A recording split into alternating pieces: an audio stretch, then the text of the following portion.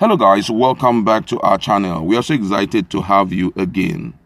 Finally, United Kingdom have expressed concern over the current situation Nigeria is going through, and they have gone far to making recommendation, giving the choice of candidate they intend to see come 2023.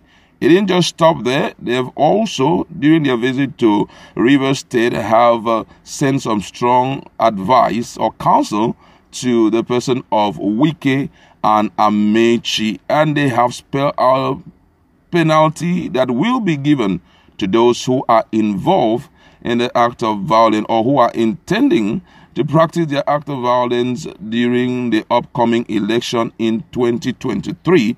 And they've also told the government what to do to ensure that they secure the trust of the people. Now, we are going to be looking at details of this news and further analysis considering all the recommendations that they have put forward to us. But then before we do all of that, if you've not subscribed to our channel, kindly hit the red subscribe button and also the bell icon so that you can get notification anytime we publish our videos.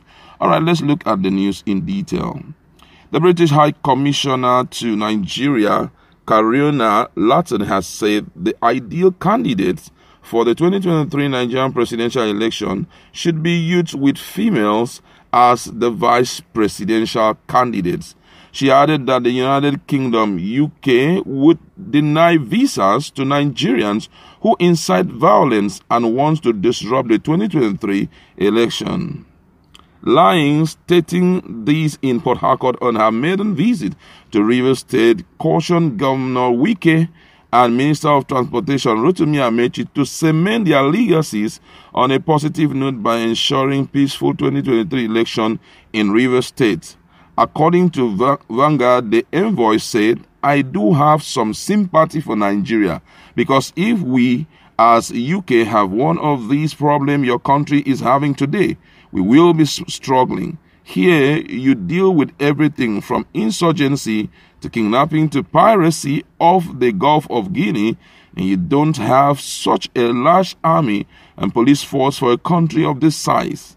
The only way you turn these things around is that government has to build the trust of its people, to have the people working with the government to deal with criminality. That's how successful anti-criminal operation works. People willingly report those committing crime, working with police to identify criminals. Same with the military on the insurgency situation. It's only when the community is on the side of the police and security services that they can turn around the situation." On the expectation for Nigerian 2023 election, Lian said 2023 is not all right.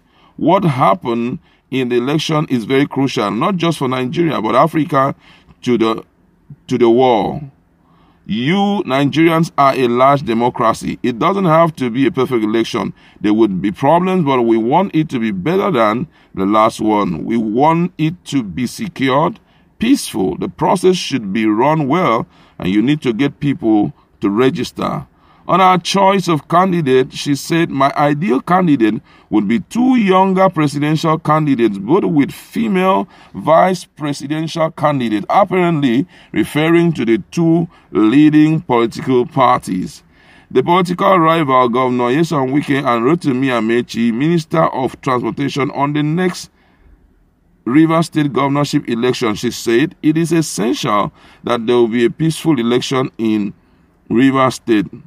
It's going to be a crucial part of his legacy," that's Wike's legacy, "how the election goes in this state. We have been saying the same thing to Amechi. Another thing that we all will be doing is to remind people that if people do incite violence or act violently, we will be prepared to deny them visa to the UK. We will make that statement clear and say it over again."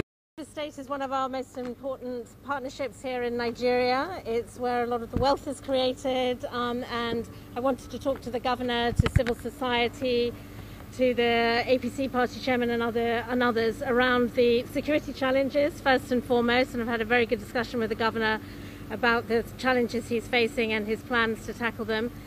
Secondly, the forthcoming elections, the importance of these elections, how crucial they are not just for Nigeria's democratic journey, but for Africa and the world. The world spotlight will be on Nigeria in 2023.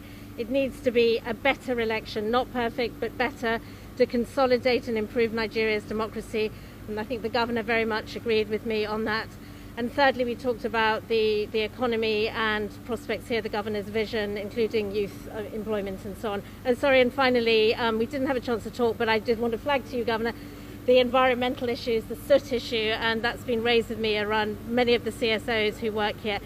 The crucial importance of the Ogoni cleanup and the particular challenges around. Well, we're in the north, in particular, we're sharing our experiences from counterinsurgency from Northern Ireland, from Iraq and Afghanistan. We have a military presence here, it's been here for many years, training your military in counterinsurgency, and also sharing our experiences that these kind of challenges are not solved by military means alone. Ultimately, it's about rebuilding trust with the people of the country and having a good offer, as well as tackling the underlying economic driver. Unemployment, many young men out of work are very easy targets for Boko Haram, for the cults here and so on. So we're sharing our experience and in a practical sense, helping on the security side and offering economic support to the country to enable there to be more jobs for people.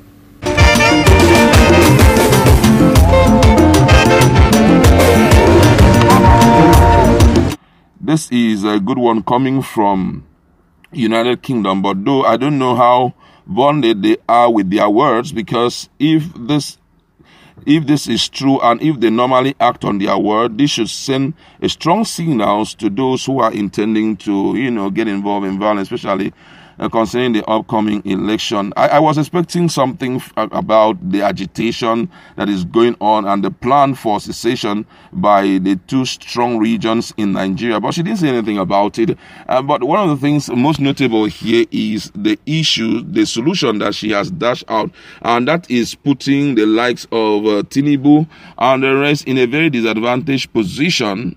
You understand? Though I know that it's not UK that will decide who will become the president of Nigeria if we still exist as an entity.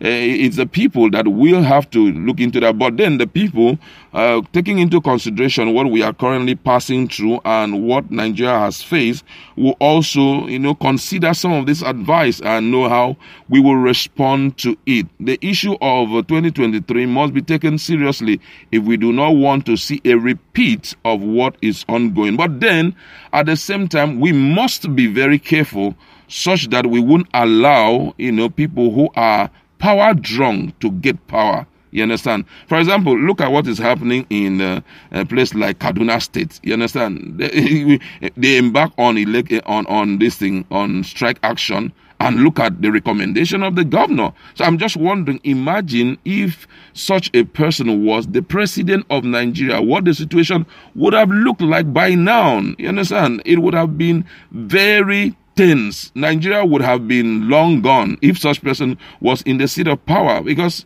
the strike action, if you go back, I saw a post of him in 2012 where he called for NLC and Trade Union Congress to embark on a strike action when issues of petrol came up. He demanded that they should go on strike. Now, the same thing you saw as a solution to the problem that people were facing is the same card they are playing with you. And right now, you have already sacked the nurses, you have sacked lecturers, you demand that they should bring you registers and all of that, which is not the way out. The NLC chairman should be arrested immediately because he has truncated economic progress in your state. Well, now, this is not the way out. Negotiation has always been the way out when strike action goes on like this. But hey, he doesn't want it. So which means that Nigerians, with backlog of experience that we have had in administration and in leadership, we should be very careful to consider the temperament of the kind of leaders that we bring on board. As much as they are going to be very active and all of that, we must also look for people-oriented leaders, people who understand that wherever they are today in the position of leadership, they are only employees of the people. The people put you there. If we do not have such people, then we have to be careful. Because in the process of searching out for younger people to fill that position, we shouldn't bring in someone who will restructure the country in such a way it fits him and fits his plan to create a dynasty. You understand? We have already seen imprint of such leaders in different states, and it must be controlled, put under check immediately. I was also expecting that they were going to talk about the issue of restructuring, but she did not make mention of that, but talked about what is going on in South-South, precisely in Rivers State, and that is another issue of concern. The vendetta has been too long that people are no more appreciating it, you understand? We've seen political enemies in different states, you understand? But it has not been an open play like what is going on in Rivers State, such that they antagonize each other apparently. You understand? Wike is overly open, you know. Amechi sometimes trying to play around with what, but Wike will just shoot it on target immediately. You know, that's not really too good, because whether you like it or not, the people is the most important thing when it comes to leadership. There should be a level playing ground where we understand that politics is just a game. One person will win and the other lose. It shouldn't be a lifelong quarrel where it will maybe stream into, you know, the family itself and begin to cause a lot of chaos before you know, killings and all of that. The woman has spoken, and for her, she said that it's not worth it. You've got to leave legacy for your people. And I feel that most people believe that is right. At one point, we need to get to a point where we meet at the end of the road. And that end of the road will be the interest of the people. You understand? And all of this quarrel will be called off. I really appreciate it.